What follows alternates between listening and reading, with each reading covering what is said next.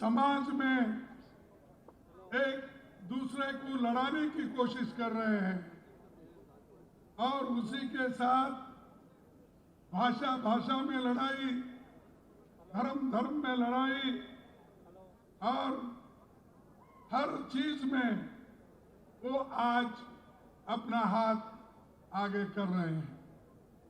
चाहे वो एजुकेशन हो, चाहे वो डेवलपमेंट हो, चाहे किसी भी चीज पर वो अपना छाप मिटाने की कोशिश कर रहे हैं। यहाँ पर और भी एक बात कर रहे हैं कि जो लोग जिस जगह एक है, एकता से काम करते हैं, मिलजुल के रहते हैं, उनको लड़ाने की कोशिश करते हैं। हैदराबाद स्टेट एक ऐसा स्टेट है जहां पर हिंदू, मुसलमान, सिख, ईसाई, पारसी सभी एक होकर, एकजुट होकर यहां रहते हैं और ये हमेशा हैदराबाद मशहूर है, खासकर तेलंगाना। मैं भी इसी एरिया से आता हूं, बाजू में रहता हूं। मैं समझता हूं रेवंत रेड्डी और हमारी कॉन्स्टिट्यूंसी लगी हुई है। तो ये मेरे लिए तो नया नहीं है और यहाँ का जो कल्चर है, यहाँ का मिलजुल है, सभी लोग जो मिल के रहते हैं, पहले हम देखते हुए आए हैं। अब मैं तो यहाँ से 55 साल से यहाँ पर आते जाते रहता हूँ, यहाँ के लीडरों से मिलता हूँ, यहाँ के लीडर मुझे मिलते थे और बहुत से सीनियर लीडर यहाँ, अगर हम यहाँ से गुजरते थे तो हमेशा हमको बुला के अपना समझ के पार्टी की बात करते थे और मिलजुल के एक ऐसा मिलाप था वो कभी नहीं टूट सकता। तो हैदराबाद से, तेलंगाना से हमारा जुड़ाव है और कांग्रेस पार्टी एक ऐसी पार्टी है जो आपकी इच्छा थी, आपकी आशा थी कि तेलंगाना अलग बने, वो अगर किसी ने किया है, कांग्रेस ने किया है। कांग्रेस आज आप जो चाहते थे वो देकर आप सभी को अपने पैर पे खड़ा होने के लिए आज इतना बड़ा निर्णय श्रीमती सोनिया गांधी जी ने लिया। तो इसलिए भाइयों, ये एक जो देन है, इसको कायम रखने के लिए सेंट्रल गवर्नमेंट में कांग्रेस पार्टी को लाने के लिए आप सभी लोग पूरी ताकत लगाना जरूरी है। कोई भी हो, आज यहां पर केसीआर की हुकूमत है। केसीआर की हुकूमत कहां से आई? अरे तेलंगाना से आई और तेलंगाना के लोग उनको दिए, लेकिन उन्हीं लोगों को खत्म करने की कोशिश कर रहे हैं। जो लोग आपके हाथ में यहां पर डेवलपमेंट का झंडा दिया, उन्हीं को आप आज एक एक करके खत्म कर रहे हैं। किसी का लैंड छीन रहे हो, किसी को जबरदस्ती केस डाल रहे हो, किसी को दबाने की कोशिश कर रहे हो। तो मैं यही समझता हूं कि केसीआर में और मोदी में कोई फर्क नहीं है, दोनों एक ही है। क्योंकि हमारे कई बिल जो हम पार्लियामेंट में लाए थे, जरा चुप बैठी है, सुनो, उसके बाद फिर कूदेंगे चुनाव में। भाइयों, आप ये मत समझो कि आज जो केसीआर हर स्टेट जाकर मिल रहे हैं, किसी को गला लगा रहे हैं, किसी को शाल डाल रहे हैं, यहां से लेकर कलकत्ता गए, कलकत्ता से पंजाब गए, पंजाब से फिर तमिलनाडु गए, बेंगलुरु, सब जगह जा रहे हैं। क्यों भाई? पहले तो तुम अपना घर संभालो, और जो पार्टी कन्याकुमारी से कश्मीर तक जिंदा है, लड़ने के तैयार है, उसको आप कमजोर कर रहे हो। तो मैं पूछना चाहता हूं, अगर आप बीजेपी के रसूल के खिलाफ हैं, तो आप क्यों उनके कानून को पार्लियामेंट में सपोर्ट किया? जो 3 काले कानून आए थे, इन्होंने सपोर्ट किया, और ट्रिपल तलाक बिल को इन्होंने सपोर्ट किया। इतने मैं चीजें बताऊंगा। जब कभी भी हम लड़ते थे, मैं लीडर ऑफ कांग्रेस पार्टी का लोकसभा में था, तो हम हर बिल में ये बड़ी अजब सरकार है। मोदी का तो रोज देखते हैं, कभी वो टोपी पहनते क्या, कभी रुमाल पहनते हैं, हर वेश में वो आते हैं, जैसा देश वैसा वेश वो करके चले जाते हैं। और मुझे ये महसूस हो रहा है कि आप सबको भी मैं अवगत कराना चाहता हूं कि इस देश में सरकारी नौकरियां 13 लाख नौकरियां खाली है। 13 लाख, वो रेलवे के हो, डिफेंस के हो, सिविल सर्वेंट्स के हो, 13 लाख वैकेंसीज है। और परसों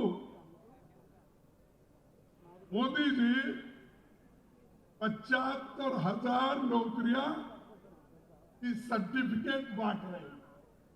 अरे जिस जगह 13 लाख नौकरियां खाली है और SC, ST, OBC के लिए कम से कम 6 लाख नौकरियां खाली है, वो नौकरियां आप नहीं भर रहे हैं। आप अपने चाहते हुए लोगों को 75,000 की भर्ती करके मैं इतने नौकरी दिया, कहां से दिए भाई? ये तो सरकारी नौकरी है, वो भी 13 लाख है। 13 लाख में सिर्फ आप दे रहे हैं 75,000, बाकी के ये तो एक अलग बात, ये तो रूटीन कोर्स है, हमेशा भरते आते हैं, ये कोई बड़ी बात नहीं है। मैं पूछता हूं, आप जब सत्ता ने आने से पहले ये वायदा किए थे, हर साल मैं 2 करोड़ नौकरियां दूंगा। अब 8 साल हो गए, 16 करोड़ नौकरी। वो 16 करोड़ नौकरी कहां है, उसका हिसाब दो। और ये तो सरकारी नौकरियां हैं, आपके 2 करोड़ नौकरियां कहां है? स्किल डेवलपमेंट, स्टार्टअप, इसके कहां है? देखो, ये झूठ बोलते जा रहे हैं मोदी जी, और झूठ बोलते बोलते लोगों को, युवाओं को फंसा रहे हैं। कितने दिन आप झूठ बोलेंगे? अगर ऐसा ही आप झूठ बोलते रहेंगे, देश एक दिन, इस देश का नौजवान उठ खड़ा होगा, जैसा कि आज भारत जोड़ो यात्रा में राहुल जी के साथ खड़े हुए हैं। चुप बैठो भाई, पुलिस जरा शांति से चुप बैठो। तो ये आज इतने नौजवान लोग क्यों आ रहे हैं कि वो जो उन्होंने वायदा किया था, उस वायदे के मुताबिक वो चल नहीं पाए, इसीलिए नाखुश होकर अब रोड पे आए हैं। लाखों लोग, मैं देखा हूं खुद, मैं कन्याकुमारी में भी इस इनॉग्रल फंक्शन में था, वहां से लेकर हैदराबाद तक, और हैदराबाद से लेकर अब मराठवाड़ा तक, मराठवाड़ा से लेकर ओडिशा तक लोग लाखों की संख्या में जुड़ेंगे, और आने वाले 2024 में कांग्रेस पार्टी की सरकार सेंट्रल में आएगी। और मैं ये आपसे कहूंगा, यूपीए की सरकार कितने काम किए हैं, लेकिन ये वक्त नहीं है बहुत से नेता बात करने वाले। और क्योंकि बार बार मोदी हमको पार्लियामेंट में पूछते हैं, बाहर पूछते हैं, जब 2 करोड़ का एक रिनोवेशन करके पुल उन्होंने उद्घाटन किया, वो 5 ही दिन में गिर गया और कम से कम 145 लोग मर चुके। जब यही हादसा बंगाल में हुआ था तो उन्होंने कहा कि यहाँ के लोगों का शाप ही कारण है, इसीलिए वो मर गए।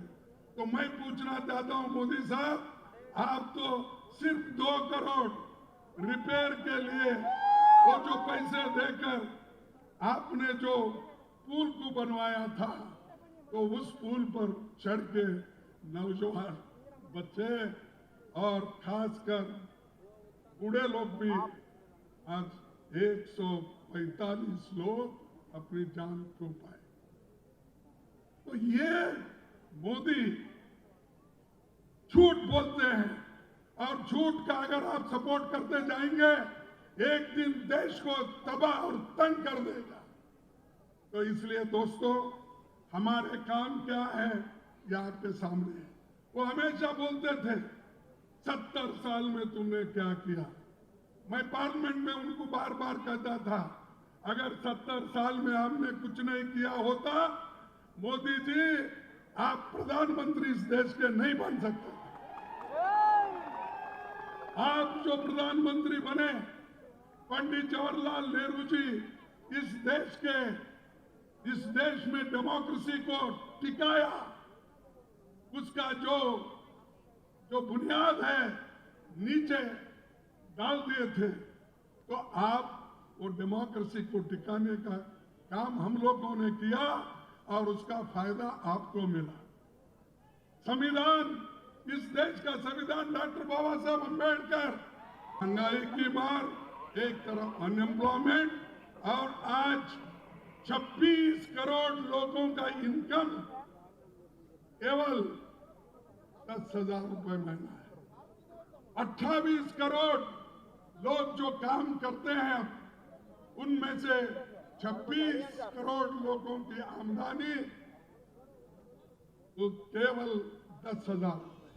तो आप सोचिए देश आगे बढ़ रहा है या पीछे बढ़ रहा है। जवाहरलाल नेहरू जी ने इसीलिए तो 5 प्लानिंग लाए थे, लोगों को अनेक कॉलेज बना के दिए, medical college, engineering college, polytechnic, ITI, और हैदराबाद उसका एक सबूत है।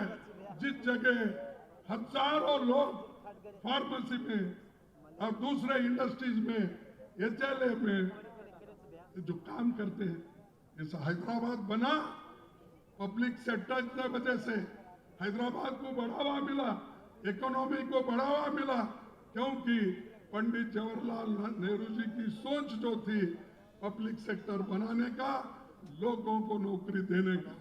ये एक एक बेच के खा रहे, ये तो इतना बेच रहे हैं पूछो मत कि मोदी और शाह मिलके ये 2 लोग और इस देश के 2 अमीर लोगों को बेचते जा रहे। एयरपोर्ट नहीं छोड़ रहे, पोर्ट नहीं छोड़ रहे, रोड नहीं छोड़ रहे, हवा एक खुला छोड़े उसको एक टैक्स नहीं डाल रहे, नहीं तो बाकी सब बेच के खा रहे। अगर मौका मिला, उनको कोई टेक्निक बताया, अगर आदमी जीना है, उसको ऑक्सीजन और हवा होना है, तो उसको कम से कम टैक्स लगाना चाहिए। अगर कहा तो वो भी कर जाएंगे, यानी किसी को नहीं छोड़ा।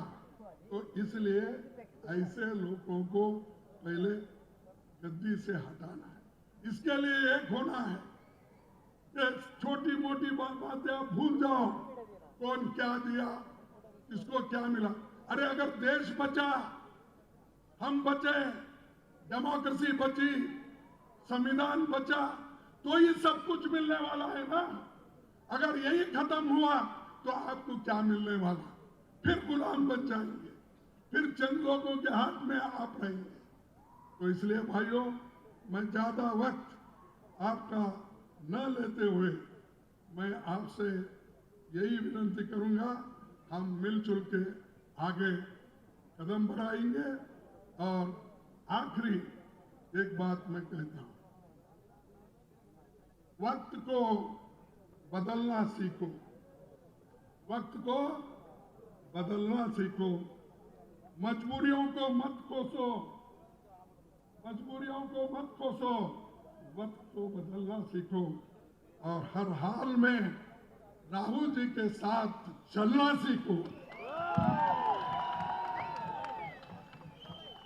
और मोदी जी वो छोटी उड़ानों पे गुरूर करते रहते हैं, लेकिन जो परिंदा अपने लिए आसमान ढूंढता है, लेकिन मोदी छोटे छोटे चीजों पे अपने गुरूर बताते मैंने ये किया वो किया। तो इसलिए दोस्तों इसको और मैं आगे न बढ़ाते हुए इतना ही कहूंगा, हम थोड़ा फंस गए क्योंकि हम सच बोलने वाले हैं। जो कुछ करते हैं वो सच बोलते गए, गरीबों के लिए करते गए।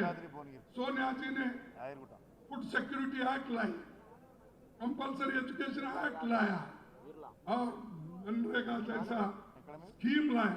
ये किसके लिए? ये गरीबों के लिए हमने किया, लोगों को उसका फायदा हो रहा है। और ये सच है, लेकिन आज लोग झूठ बहुत बोलते हैं, उसीलिए झूठ बोलकर तो मैं भी दरिया पार कर जाता, झूठ बोलकर तो मैं भी दरिया पार कर जाता। डूबो दिया मुझे सच बोलने की आदत से, सच बोलने की आदत से मुझे डुबा दिया। ये झूठ बोलने वालों की सरकार अब आई है। तो इसलिए दोस्तों आप सच के साथ रहो, जो काम करते हैं उनके साथ रहो, जो लड़ते हैं उनके साथ रहो, डरो मत। सरकार कुछ भी रहने दो, करने दो, लेकिन कांग्रेस पार्टी हमेशा गरीबों के साथ, नौजवानों के साथ, किसानों के साथ, SC/ST के साथ, OBC के साथ, पिछड़े हुए दबे हुए लोगों के साथ हमेशा रही है, रहेगी और युवाओं को भी हमेशा साथ देगी। मैं इतना कहते हुए मेरे 4 शब्दों को समाप्त करता हूं। जय हिंद, जय तेलंगाना। मैं एक स्लोगन दूंगा, आप उसको अपनी आवाज में जोर से मिला देना।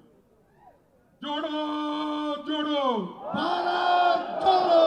अरे अगर KCR भी सो गया है तो उठना चाहिए, ऐसा जरा जोर से। जोड़ो जोड़ो भारत जोड़ो। जोड़ो जोड़ो भारत जोड़ो। जय हिंद, जय हिंद, जय हिंद, जय हिंद, जय हिंद। जय हिंद। धन्यवाद, आप सबको नमस्कार।